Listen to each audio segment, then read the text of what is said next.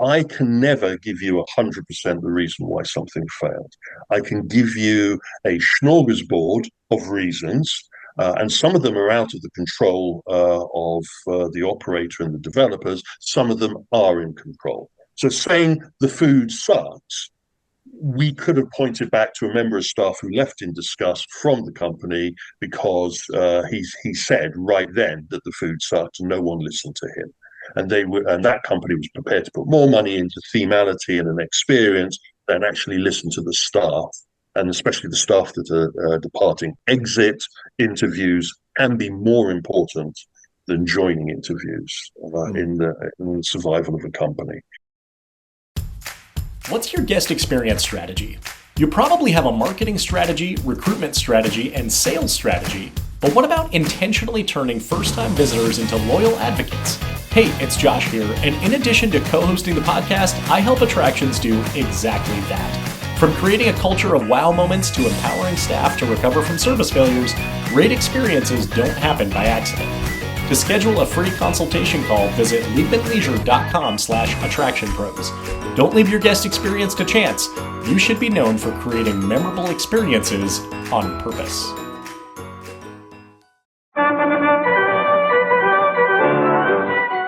Welcome to the Attraction Pros podcast, where we discuss the latest trends and challenges facing the attractions industry today. We chat with some of the top leaders in the field and provide resources that will help develop your career in this great industry. I am Josh Liebman. I am obsessed with the guest experience and helping attractions make that their top priority for success. And I'm Matt Heller. I am passionate about organizational effectiveness, leadership development, and employee engagement. Now sit upright, hold on tight, and get ready for the Attraction Pros podcast. Hey, Matt, how's it going? It's going fantastically, Josh. How are you? Doing great. Question. Yes. You afraid of ghosts? Am I afraid of ghosts? I know that question is not seasonally relevant, but I don't think I am, but I've never seen one that I know of to be afraid of it. Okay. How about you? Afraid of them? I don't think either of us would be like, yes, I'm afraid of ghosts. Yeah. Intrigued by them, I will say. Let's leave it at that.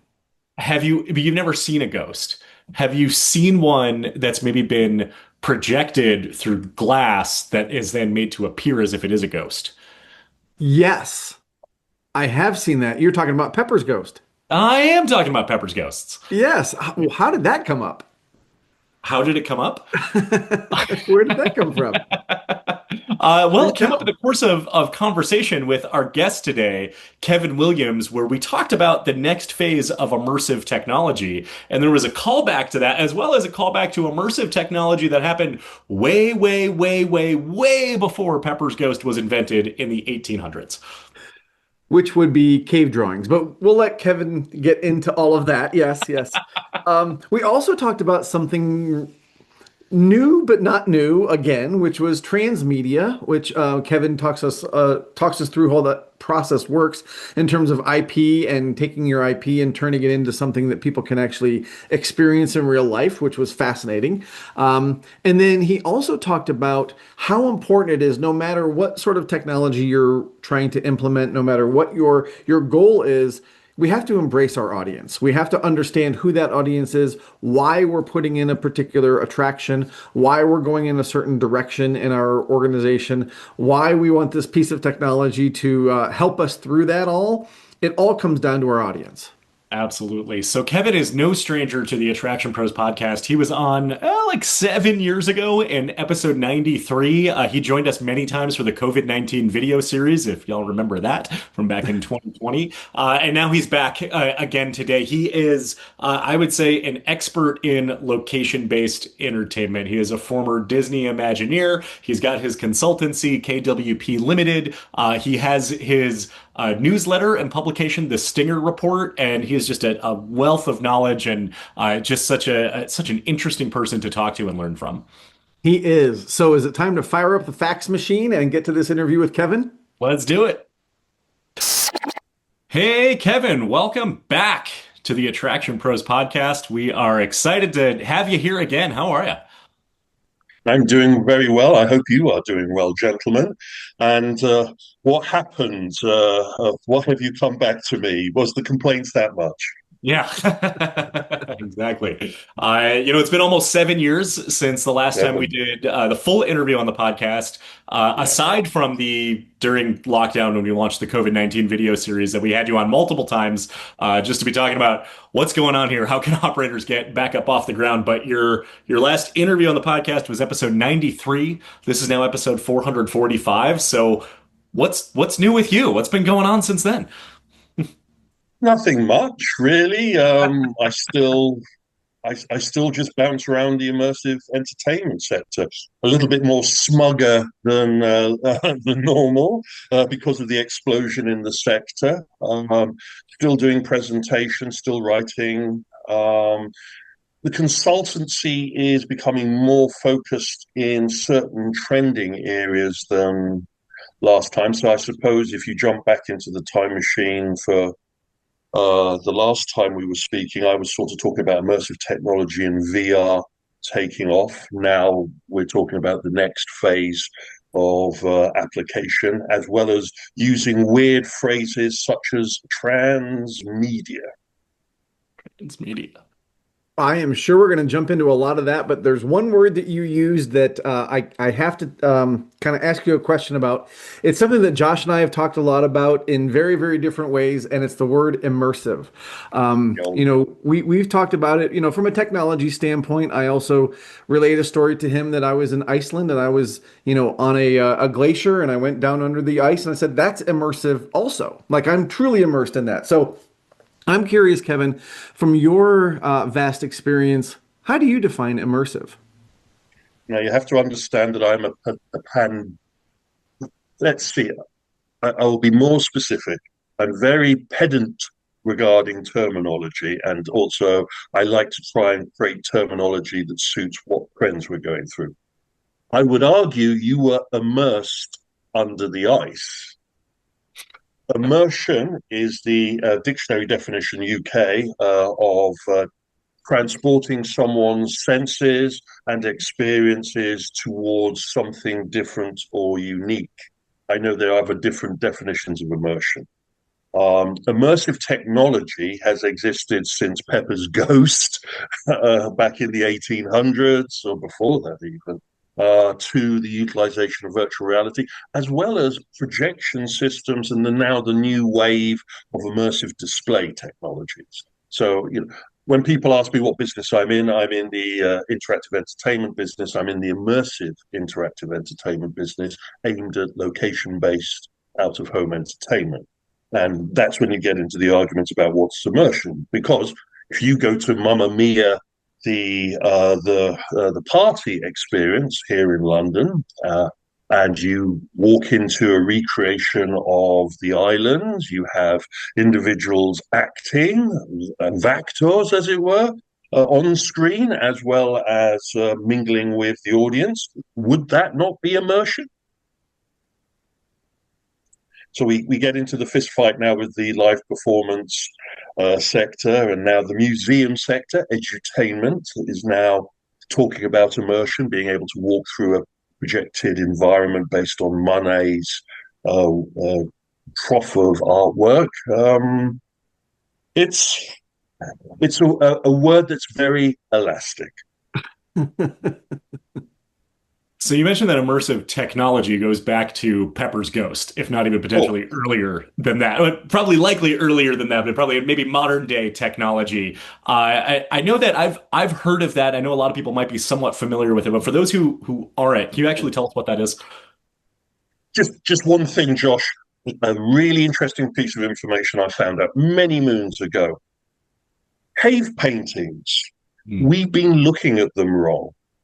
Most cave paintings have that very unique Monet-esque, some would say, stylized representation. And it wasn't till some bright spark, pardon the pun, held a burning torch near a cave painting that they suddenly worked out that they were animating with the flame. So immersion has existed, I think, since man has worked out that he exists. But towards the point, Pepper's Ghost is a semi-silvered piece of glass held up in front of the audience, and a projection is shone onto that glass, and the illusion is given that that object is on stage or in front of you when it is not. And the most recent, or one of the classic applications of Pepper's Ghost is, of course, Haunted Mansion. All of the effects with the mirror and the crystal ball and the spirits hanging in front of you are achieved via that 1800s process.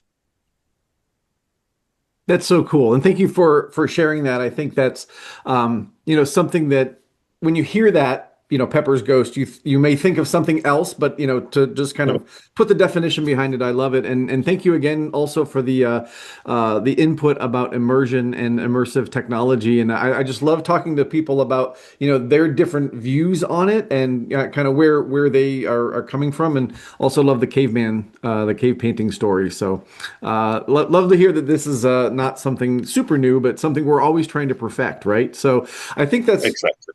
The next question is, from your vantage point, and you kind of talked a little bit about trends, where are we in terms of, I don't know, perfecting is the right word, but developing these technologies to create these experiences? And, this could probably be even a longer conversation, but where is it going to go? Well, if I knew where it was going to go, I'd be sitting on a beach earning 20%. No, the trends that we're seeing at the moment are the immersing of the audience. See, I work in the three sides of the industry. I work both with the theme park side, but I also work with the location-based side. And I also work with what would be called the amusement side, the family entertainment side. And recently, a new side has forced its way to the front, which is called the social entertainment side. And that is really where our friends in the hospitality industry post-COVID have worked out that no one just wants to walk into a pub and sit at a bar and talk to their friends. They want to experience something. The experience economy, these are all conjoined. And we're now at a point where we're seeing something called competitive socializing, where interactive entertainment and gamification are being applied to restaurant and bar and food applications. So that's one. That's the experience. You could say that's immersive, depending on the narrative. Then you have the audience-based interactive, where the audience wants agency. They don't just want to walk around. We have to stop them holding their mobile phones all the time. We have to bring them together as a family unit. A family that plays together stays together. So we're now using agency interactivity. We can see that with our friends at Universal and Nintendo, with really what is a pointer towards our future with Super Nintendo World. And we know that the next generation of parks developments are going to be incorporating a lot more agency, a lot more gamification. And then finally, regarding the trends, it's a revolution is a wheel, and it keeps on turning. And when it stops, it's not a revolution. So what I was talking about 7 years ago about the emergence of VR has been superseded by the adoption of XR. XR is an umbrella that covers virtual reality and augmented reality, mixed reality, and all of those fantastic things.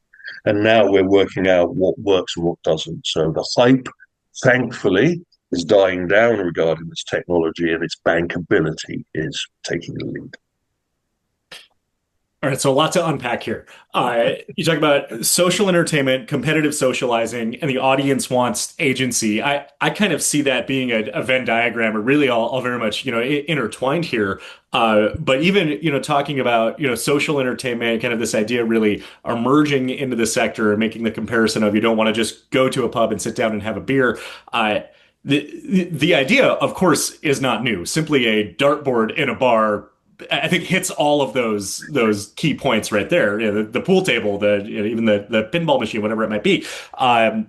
the audience wanting agency over that piece, maybe we could expand a little bit on that, because that does allow the guest to have a little bit more control over their experience. So what does it really mean that the audience wants agency? And you talked a little bit about kind of, superintendent or kind of the family, being together, but wonder if we can go a little bit deeper into that. Of course. And talking about that Venn diagram, I have one over there which I use. I'm like that meme of the guy with aliens. The pieces of string all connected, because I have to see when the technology comes and the companies and the applications. Anyway, agency doesn't just mean gamification. It doesn't just mean I am playing. It also means that we are sharing and playing. You're right. Darts has existed since spear throwing. You can, and archery, of course, and you can kind of say that, yeah, we've understood darts and drinking and social engagement, but we haven't. What we had was a skill game that was employed in a hostelry. Shove halfpenny, uh, shuffleboards. All of these, shuffleboards can trace its roots back all the way back to the early taverns, not a million miles away from where I'm sitting. The issue is that we're creating social entertainment. Social entertainment means that even if you're not good at the experience, you can get something out of the sharing experience. Gamification doesn't mean just adding a high score. It also means creating an environment where people don't feel left out. Even the worst player can feel part of the team, and where the mini game experiences are compelling to encourage them to spend more. Because, to be blunt, if you're in the hospitality sector, you want them to drink more, to share more foods together. This isn't rocket science. And if you looked at a competitive socializing augmented reality dart system compared to a traditional dart system, and the first thing is a piece of chalk and the blackboard have gone away. All of the scoring is now done automatically via the augmented game system. Secondly, it is monitoring the skill of the players, and each time one player is taking their turn, the machine is working out, well, Kevin isn't really good at darts, so let's make the game not change it so he wins. That's not it, but change it that he's getting something out of it. The last thing you want is for Kevin to go, oh, I'm useless at this. You guys carry on. I'm just going to go off in the corner and solve. Doesn't help. Doesn't help the social cohesion. The same thing happens when you're sitting on Mario Kart Cougar Race. You've got the augmented reality glasses on using the Pepper's Ghost approach. You've got the fantastic digital environment that you've been dropped into, and you're controlling your vehicle and trying to play the game, when really it isn't a game that is built on a high score. It's a game built on the skill level of the group that's taking part. The thing that comes to mind about what you just said is there has to be a lot of psychology built into the design of these experiences. So it's not just about, hey, I'm going to build a game and put it in a FEC and people are going to play it. Like, there's a lot of thought, I think, behind that. So can you kind of dive into that piece of it as well? If we're lucky, there's a lot of thought. Fair enough. One of my jobs is post-mortem. And sometimes a client will come to me and say, we're closing down this particular project. We put quite a lot of money into this project. Can you tell us why it didn't work and whether there's bits that can be salvaged and used again? I also do that for my writing. I'm one of those that nitpicks a lot. And so when a very expensive project craters, I want to crawl through the wreckage while other people are trying to erect a very large curtain, or pulling back the carpet and trying to shovel the bits underneath the carpet so no one talks about it. Success has many fathers, but failure is an orphan kind of approach. I'm the one looking through the wreckage, trying to see what worked and what didn't work. Because no matter what you say, they're not failures, they're opportunities to learn. And one of the big things that I'm noticing is that we've had quite recently a lot of spaghetti moments where people have heard about various technologies and applications. They put them in the bowl, they've thrown them at the bowl, hoping that something will stick.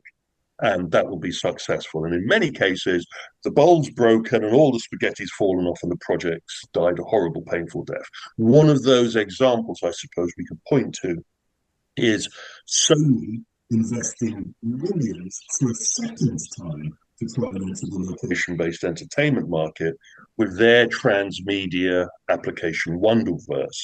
Now, Wonderverse in Chicago only lasted just over 2 to 3 years, and then ignominiously had a social media print up saying, we're closing down permanently, we're going to go off and do other things, have a nice day, don't look here. You don't go from spending that type of cheddar towards just cratering it twice.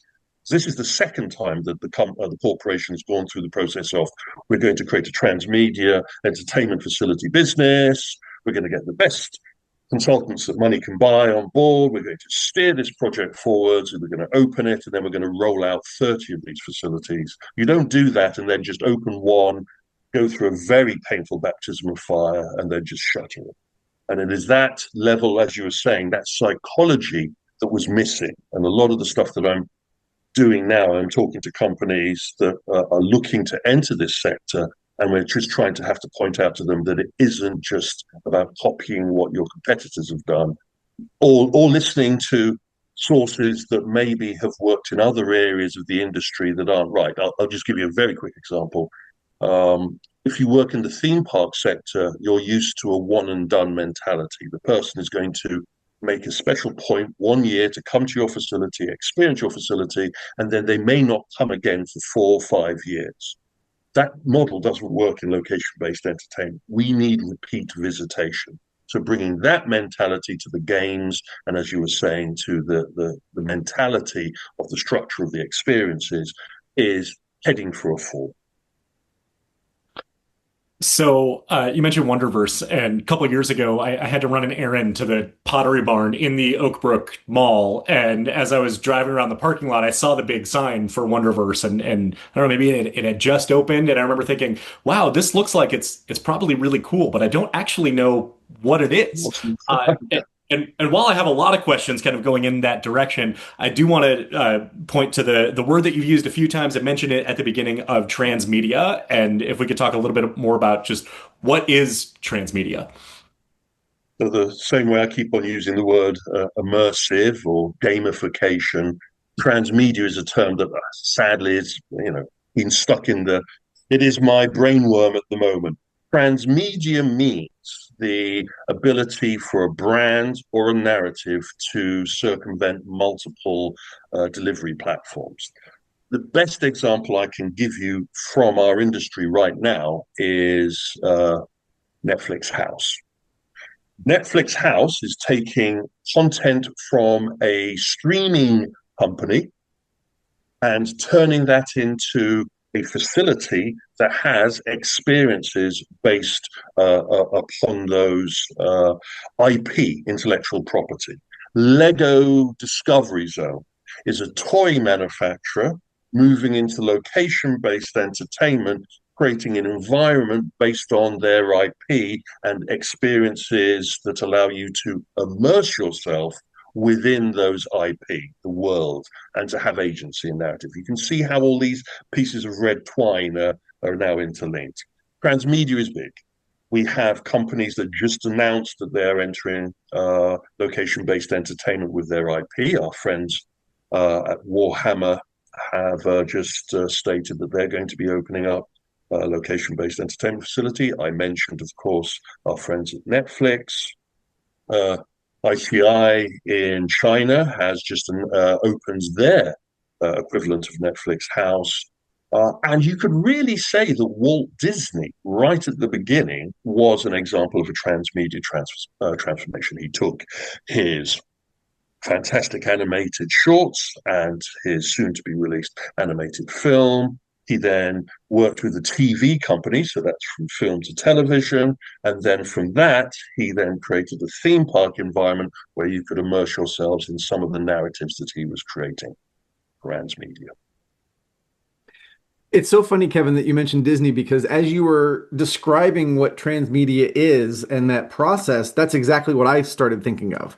I started thinking of Disneyland and Disney World and thinking about their IPs and how they've turned that into a location-based experience. So it's kind of like that cave painting story. Like, the things that are new, are what is it? What was old is new again. And we're just creating a new and different way to experience it to that point, which I think is probably where your mind typically goes. So thinking about how transmedia now is very prominent, and you said it's very big. Is it necessary to have an IP like that to be successful, or can you do something that is less IP driven but still experiential? And I don't know if there's an example of that, but just I wanted to pose that question. Well, I suppose you could point to Dollywood as an example of maybe the Dollywood facility is based on Dolly Parton, but it is her initiative and her approach that is being applied rather than a direct IP. I would point to quite a number of very successful location-based entertainment, cinetainment venues that have opened, and the only IP is the IP that they have created themselves. So, to answer your question, no, you don't have to have an IP, but you need to have a guest experience and a narrative that follows a familiar and manageable path that they can wrap themselves in. So to be crude, the wallpaper doesn't have to have Mickey Mouse on it, but it has to look nice. To the point of Dollywood is that yes, it is not her IP, but also the representation of it. If I know a lot of people not in the industry who have heard of Dollywood but have never heard of Silver Dollar City. Of And as course. a result, they've heard of Dollywood because of Dolly Parton. So there is the anchor, the draw, the pull in with that. And I was thinking the same question that Matt had of almost even thinking of everything you're talking about of the big takeaway is you cannot be nearly successful in today's age unless you are anchoring to a popular IP. And I know that that's not true. And so I think that it's almost like a myth that needs to be busted, right? If it's a myth that needs to be busted, there's this danger that a so-so product is wrapped in an IP, hoping to turn it into a fantastic product. And pointing at, and I'm sorry for those that worked with Wonderverse, and we will be going into a much more detailed post-mortem of what seems to have worked and what seems to have not worked. But it does feel like ho hum bumper car, ho hum virtual reality, ho hum bar were wrapped in big film IP, big film IP, big film IP, with the hope that they would be ejected from ho hum to wow. And that didn't happen. If there is a rotten egg in your omelette, adding more eggs to it is not going to improve that. And I apologize for those people who are having their breakfast now. The issue for me, something my parents always said, there's no new idea, they just change the wrapper. And that does kind of feel we do know the fundamentals of our audience, no matter how much sophistication they are, no matter how they're wedded to their apps, and no matter how they consume their entertainment, we understand how to entertain them when they're on premises, be it a theme park resort, a cruise line ship, a location based entertainment, or even a mini golf facility. But from an investor's point of view, it's always easier to put investment into IP based platforms rather than take a punt on an unknown.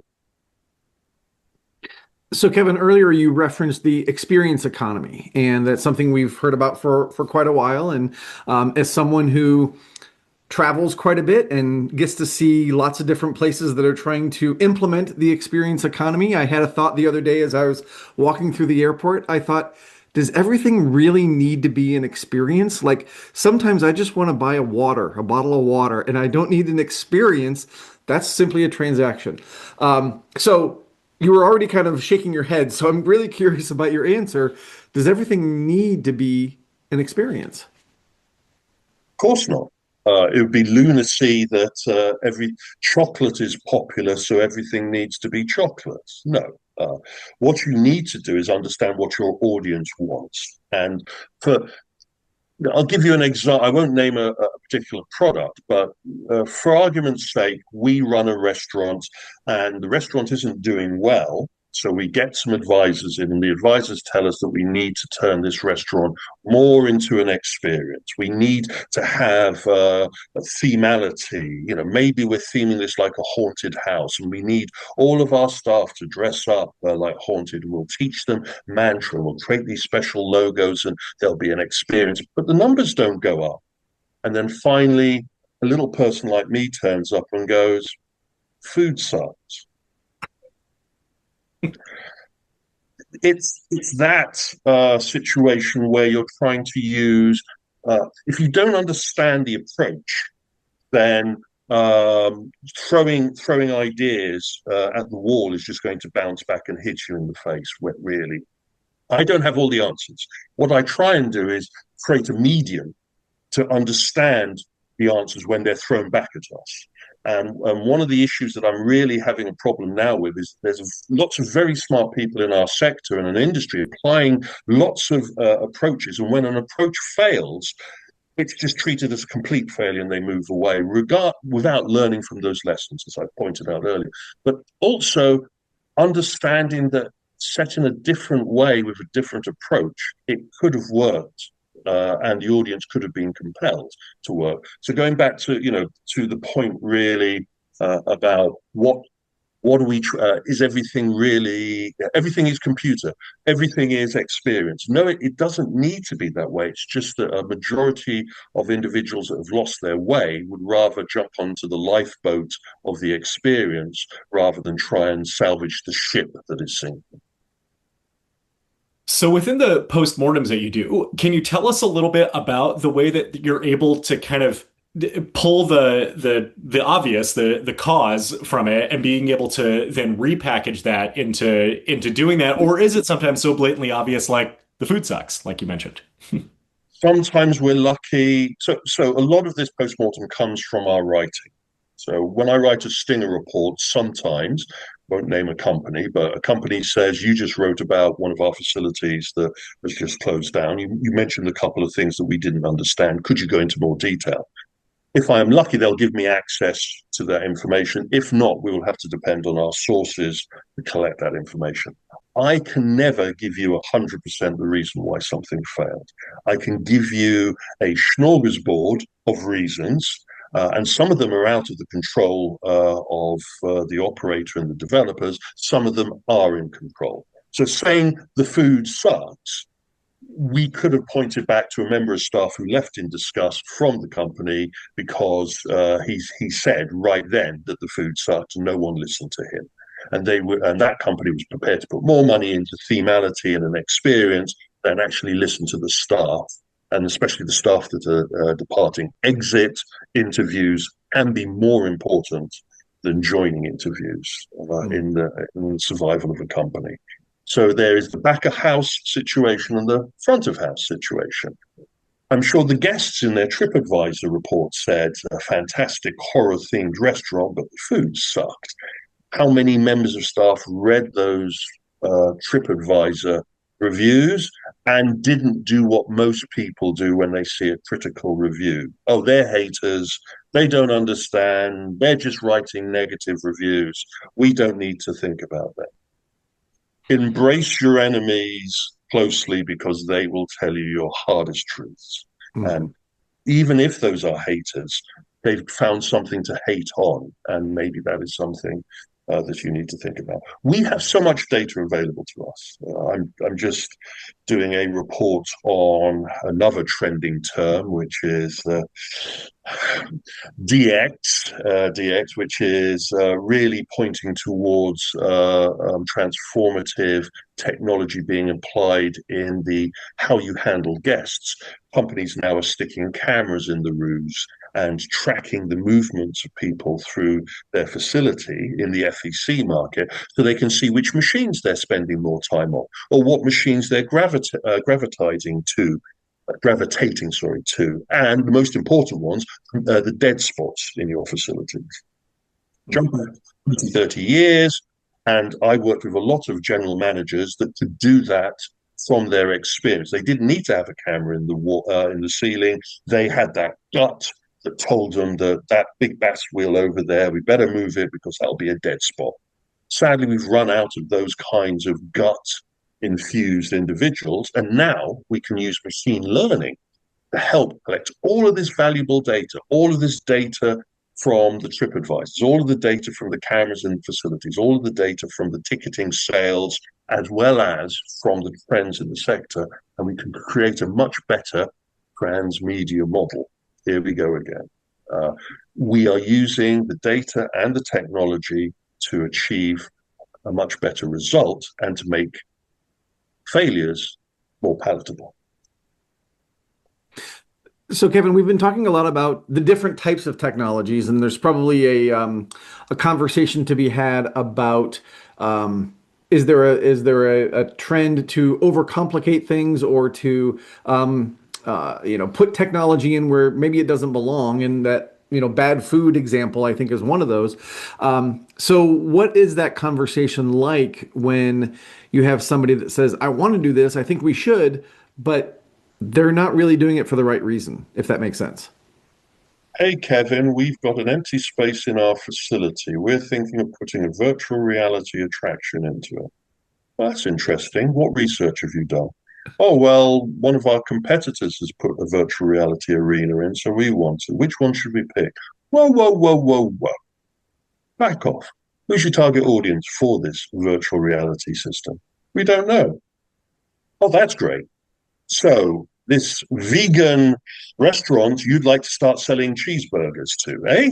Is this what you're really doing? This milk bar, we're going to start selling cocktails. You don't just chuck it in because everybody's doing it. You're going to have to understand your audience.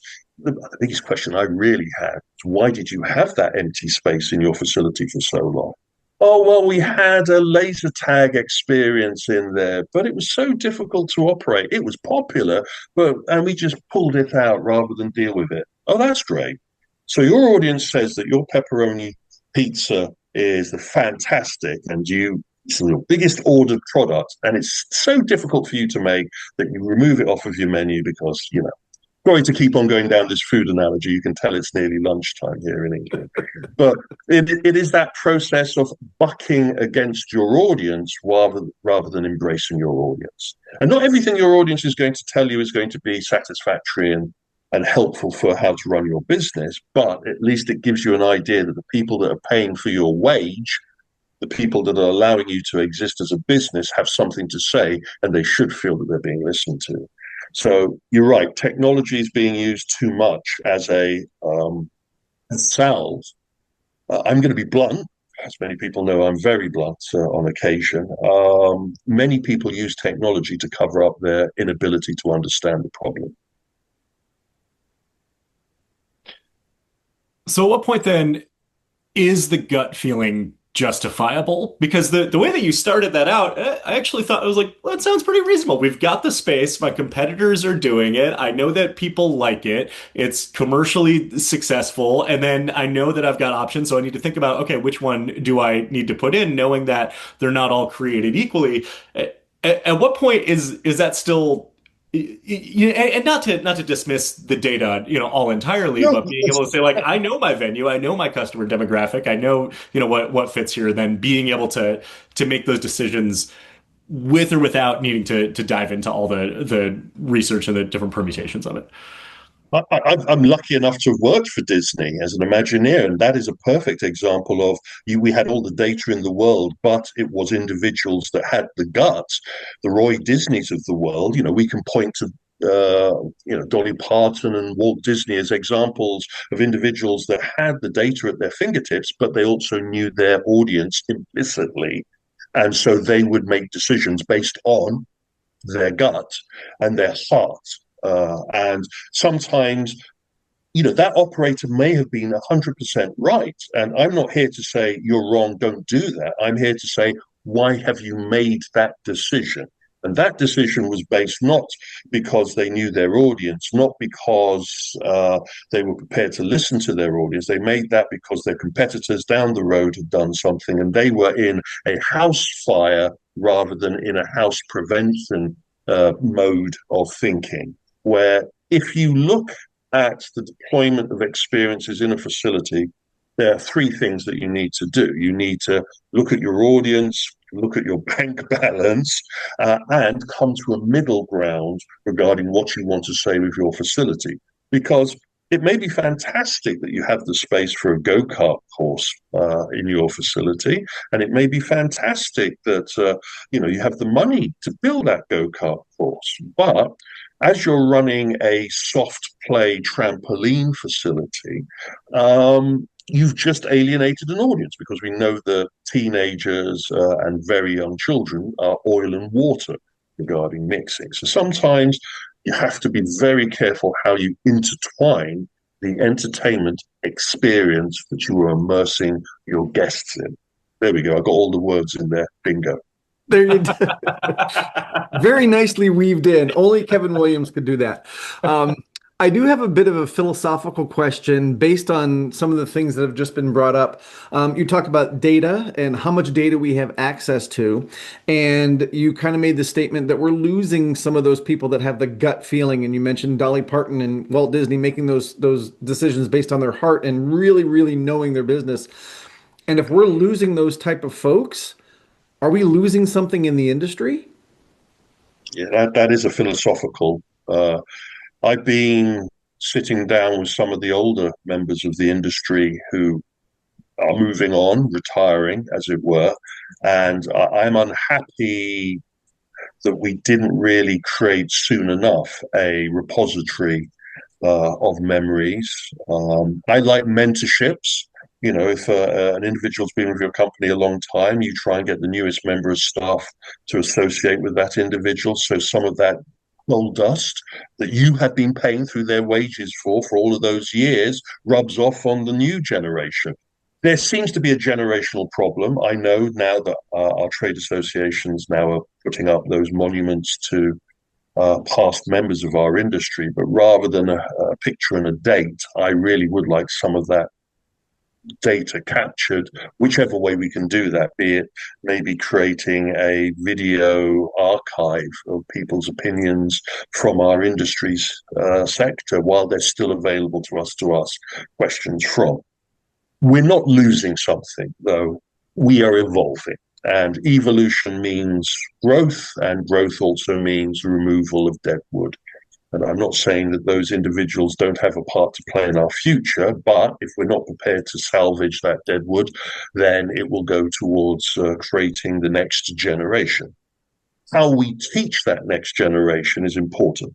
And going back to my comment about you have a brand new transmedia concept, you get in all of these consultants and advisors, and you do a charrette, and you speak to them, and you write down all of these ideas, because there's no such thing as a bad idea, and you compile this fantastic concept, you build it with architects and designers and operation staff, and it sucks. Now, is that because the ingredients were wrong at the beginning of the cake making? I would argue yes. I would also argue that you need to work out what you're trying to do at the beginning. Some of your advisors may be wanting to make here we go, a sponge cake. Well, everybody else wants to make a pancake. It is that kind of granularity that we need to be mindful of when we're entering into this process. So I would argue that the Dolly Partons and the Walt Disneys, the Roy Disneys of this sector were master chefs. They were specialist chefs. So it doesn't mean that they could do everything. It doesn't mean that everything they touch turns to gold. Just because you're a sous chef and you can make the best pastry doesn't mean you know how to cook the best steak.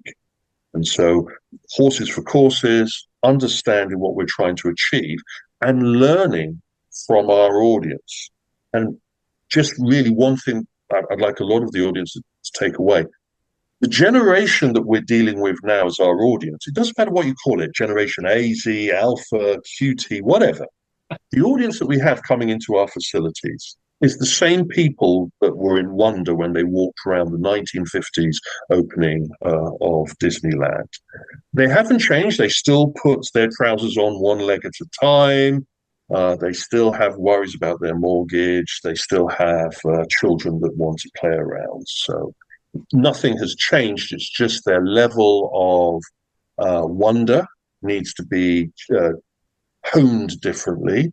Their level of engagement, disposable income, need to be managed differently. And sometimes you commented about, we're losing certain individuals and certain mentalities from our industry. That's a good thing in some cases, because if I had the same mentality to deal with the audience that I was using in the 1990s and try to apply that now in 2026, all of my stuff would be a failure. I have to be prepared to deal with individuals that are TikTokers. I have to be prepared to deal with individuals that depend on social media. I'm such a fuddy-duddy that I can remember when we used to fax the Stinger reports to our readership. If I'd carried on faxing, well, obviously I wouldn't be here. We had to move with the times. The mental holding of our audience is such that I have to do an audio version of the Stinger report because most people want to listen to it rather than read it, and they'd rather use it to fall asleep to than to have to read it on their laptop. So those are the ways of you embrace the technology and you move forward, but you don't throw the baby out with the bathwater. Mm. Kevin, this has been such a great conversation. We always really appreciate the opportunity to chat with you. And as we start to wind this down here, if people want to get a hold of you directly, if they want to learn all the different ways that you can send them the Stinger report, including fax, if you still have that available, where would you send them? Well, you get your BlackBerry Messenger out and you type in, no, you go to Yahoo. No. If you want to read our stuff and listen to our podcasts, go to the LBX Collective, and the Stinger Reports, the entertainment experience, economy stuff is there, both in audio as well as read variants. If you want to hit me up, LinkedIn, go to my LinkedIn handle there, or just send us an email at kwp@thestingerreport.com. And please, if I've said stuff that people don't quite understand or would like to know more about, if I have the time and I'm not stuck in an airport, I will try and go into a little bit more detail if I can. Excellent. Well, Kevin, thank you for coming back to the Attraction Pros podcast. We certainly appreciate it. Another fascinating conversation. So thank you again for your time. And for everybody out there who's watching and listening, just remember, we are all Attraction Pros.